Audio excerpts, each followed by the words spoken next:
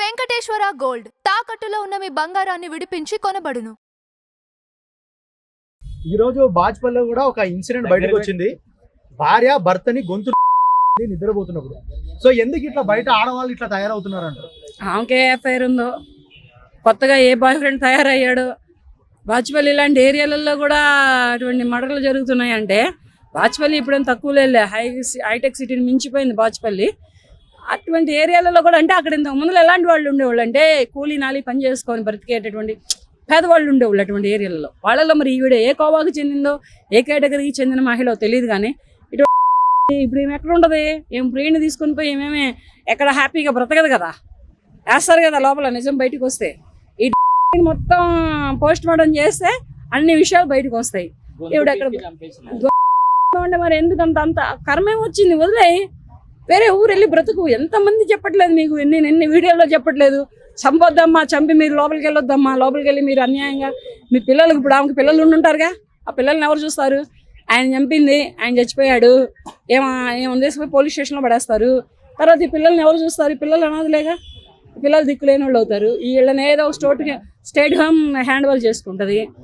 ఈ చంపినమ్మటనే నువ్వే ఆమెనా నీ ఉన్న బాయ్ ఫ్రెండ్ తోటి సుఖపడతావా?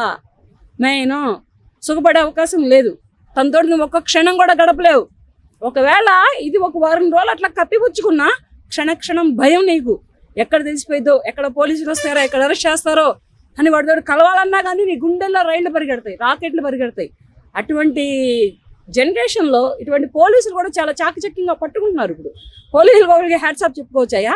ఇటువంటి కేసులో మాత్రం చాలా తొందరగా పట్టుకుంటున్నారు, చాలా తొందరగా కోర్టులకు సబ్మిట్ చేస్తున్నారు. కానీ కోర్టులకు సబ్మిట్ చేసిన వెంటనే వీళ్ళు ఏం చేస్తున్నారంటే బెయిల్ మీద బయటకు వచ్చేస్తున్నారు. బెయిల్ మీద బయటికి రానివ్వకుండా అక్కడికక్కడికే అప్పటికప్పుడే సాక్ష్యం రావాలి, అక్కడికక్కడికే శిక్షలు పడాలి. అంటే కాళ్ళు చెయ్యి తీసి రోడ్డు మీద వదిలేయాలి. న్యాయస్థానాల్లో ఇటువంటి శిక్షలను అమలు చేస్తే ఇటువంటి హత్యలు జరగవు. తీసి రోడ్ల మీద పడేసిన వాళ్ళ ఫోటోలు తీసి సోషల్ మీడియాలో కానీ న్యూస్ ఛానల్స్లో కానీ వేయాలి. వేస్తే అప్పుడు ఇటువంటి హత్యలు జరగవు. ఏంటి హత్యలేంటి? మగాళ్ళు అనుకుంటున్నారా, లేకపోతే ఏమన్నా చెట్లు వచ్చామో అనుకుంటున్నారా? కోడి మేడగా ఇరగదీసేయడానికి భద్రత ఏముంది? ఇంత ముందులో ఆడవాళ్ళకి లేదయ్యో భద్రత. ఇప్పుడు మగాళ్ళ గురించి మాట్లాడుతున్నావు. 30 ఏళ్ల క్రితం ఆడవాళ్ళకి భద్రత లేదు. పెట్రోల్ పోసి కృష్ణాలు పోసి తగలబెట్టిన వాళ్ళు ఉన్నారు. అది సరిపోక గొంతు తెరిచి గొంతులో యాసిడ్ పోసిన భర్తలు అత్తలు ఉన్నారు. అది ఇప్పుడు రివెంజ్ అనుకోవచ్చుగా. రివెంజ్ తీర్చుకోవడం ఉండదు. ట్రెండ్ అనేది ఏమీ లేదు. కానీ ఆడవాళ్ళకి ఇప్పుడు ఒకళ్ళు అయితే సరిపోవట్లేదు ప్రస్తుతానికి. ఒక్క మ్యాన్ సరిపోవట్లేదు. మెయిన్ ఇద్దరు కావాలి, ఎక్కువ కావాలి, ఇద్దరు కావాలి. ఒకడు పెట్టి పోషించి అద్దెలు కడటానికి, ఇంకొకటి సరదాగా గడపడానికి. వీళ్ళిద్దరు ఉంటేనే ఈమె ఘటన అవ్వగలదు. లేకపోతే ఈమెకి పిచ్చెక్కిపోయింది. ఇక పని చేసుకొని ఏమైనా చేసుకొని మెంటల్ ఎక్కిపోయి మొగుడినే చంపిద్దో లేదంటే ఇంటి పక్క మొగుడిని చంపిద్దో తెలియదు. అటు చంపినా చంపుతారు. ఏంటంటే ఉన్నటువంటి వ్యామోహం. మరి ఆ ఘట్టానికే నువ్వు పుట్టింది, ఆ ఘట్టానికే ఈ సృష్టి మొత్తం. అవసరమే, పెట్టుకోమని కోర్టు కూడా చెప్పింది. కానీ చంపుకోవడం ఎందుకు? ఎవరు ఇష్టం వచ్చిన వాళ్ళతో వాళ్ళు తిరగమని చెప్పింది. ఎందుకంటే ఇలా హత్యలు చేస్తున్నారని, ఇలాంటి హత్యలు పెరిగిపోతున్నాయని, ఇలా జనాలను చంపేస్తున్నారని, అందులో మగవాళ్ళని చంపేస్తున్నారని, ఎవరికి వచ్చినటువంటి కాంటాక్ట్ వాళ్ళు పెట్టుకోండి, ఎవరు ఎంజాయ్మెంట్ వాళ్ళు చేసుకోండి అని కోర్టులు ఆర్డర్ ఇచ్చిన తర్వాత కూడా ఇలా చంపడం చాలా అన్యాయం అన్నమాట. చాలా అమానుషం. అదైతే వస్తుంది. అబ్బాయిలు పెళ్లి చేసుకోవాలంటే భయపడుతున్నారు.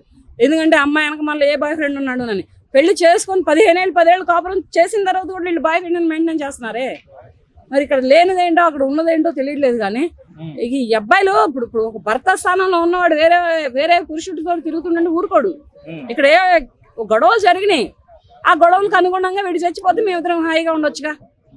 వీడిని చంపేసిన తర్వాత నేను జైలుకి వెళ్తానని తెలియదు, నన్ను జైలుకి వెళ్తాను, నన్ను లోపలేస్తారని తెలియదు. వీడు చచ్చిపోతే మేమిద్దరం హ్యాపీగా ఉండొచ్చు.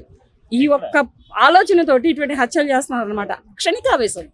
దీన్ని ఏమంటారంటే ఆలోచన లేని విధానం, క్షణికావేశం, కాసేపటిగా కోపానికి ఇదైపోయి ఇటువంటి హత్యలు చేస్తున్నారు అనమాట. ఇది మాత్రం చాలా దారుణం.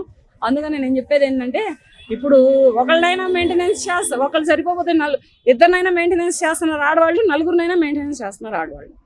ఇలా ఉన్నారు ఆడవాళ్ళు. నలుగురు కావాలి. ఏంటంటే పొద్దున్నే పని దగ్గర పెడతానికి ఒకడు, మధ్యాహ్నం ఇంటికి రావడానికి ఇంకొకడు, సాయంత్రం సరదాగా తిప్పడానికి ఒకడు, రాత్రికి ఇంటోడు. ఇట్లా ఉన్నాడు మొగుడే రాత్రికి. పెళ్ళైనోడైతే మొగుడు, పెళ్లి కానోడైతే బాయ్ ఫ్రెండ్. ఇట్లా ఈ రకంగా ఎంజాయ్మెంట్ లో ఉన్నారనమాట.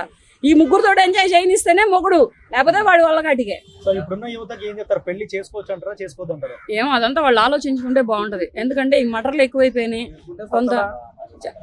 ఇప్పుడు ఈ మటర్లు ఎక్కువైపోయినాయి ప్రస్తుతానికి. ఈ మటర్ల గురించి ఆలోచించుకొని చేసుకుంటే పోతుంది పెళ్లి. ఎందుకంటే వెనక మన బాయ్ ఫ్రెండ్ ఉన్నాడో లేడో చూసి చేసుకోండి అయ్యా. అమ్మాయి బాగుంది కదా, చదువు ఉంది కదా, కట్నం వస్తుంది కదా అని కమిట్ అయ్యారా? అమ్మాయి అంత వెనక మరలా కత్తిలాంటి బాయ్ ఫ్రెండ్ ఉంటాడు, వాడు పొడిచే పోట్లు మీ అమ్మ మీ నాన్నలు చచ్చిపోతారు, అల్లాడిపోతారు మీ అమ్మ మీ నాన్నలు, చంపుతూ ఉంటాడు కదా. హనీమూన్ హత్య అట్లాగే జరిగింది. చంపుతుండండి, నవ్వుతుందంట, అక్కడ పొడువు ఇక్కడ పొడువు అని చెబుతుందంట. మేఘాలయ హనీమూన్ హత్య అట్లాగే జరిగింది. వాడు చంపుతా ఉంటే చంపు ఇంకా అక్కడ పొడువు ఇక్కడ పొడువు అని చెప్పి చెప్పి పొడిపించిందంట. అటువంటి ఆడవాళ్ళు ఉన్న మన మహానగరాలలో మరి చూసుకొని చేసుకుంటే బయటకు వస్తాం. మెయిన్ ఏంటంటే దొరికినా ఒక 4 నెలలో 3 నెలలో ఉంచుతారు. ఆడవాళ్ళు ఏం చేయలేరు, కాకపోతే డబ్బు పడేయచ్చు. డబ్బున్న అమ్మాయి, ఇప్పుడు మేఘాలయాల్లో హత్య చేసిన అమ్మాయి డబ్బు ఏం తక్కువ లేదు. ఆ అమ్మాయి ఒక 10 లక్షలు పడేసిందంటే హ్యాపీగా బాయ్ ఫ్రెండ్తో తిరిగిద్ది. ఇక అమ్మ వాళ్ళు మాట్లాడరు. ఎందుకనంటే ఒకటిని చంపింది కదా, ఇక్కడికే 10 లక్షలకు వచ్చాయని ఇంకోటి చంపిద్ది. ఎందుకు మన ఇష్టం వచ్చినట్టు నువ్వు ఊరేగిపోని వదిలేస్తారు. ఆ ఫస్టే ఆ ఊరేగిపోని వదిలేసినట్టయితే వీడు చచ్చిపోయాడు కాదు కదా. ఏం లేదు, కాళ్ళు చేతులు తీసేసే చట్టాలు రావాలి. అది అబ్బాయిలైనా కానీ అమ్మాయిలైనా కానీ. అమ్మాయిలను కూడా అమానుషంగా రేపులు చేసి చంపడం, దారుణంగా చంపాలి అబ్బాయిలు కూడా ఉన్నారు. వాళ్ళకు కూడా కాళ్ళు చేతులు తీసే చట్టాలు రావాలి. అబ్బాయిలను చంపుతున్న మహిళలకే కానీ, పెళ్లిళ్ళు చేసుకొని చంపుతున్న అమ్మాయిలకే కానీ కాళ్ళు చేతులు తీసే దారుణమైన చట్టాలు వస్తేనే వీళ్ళు ఒక కొలికి వస్తారు, కానీ లేకపోతే కష్టం.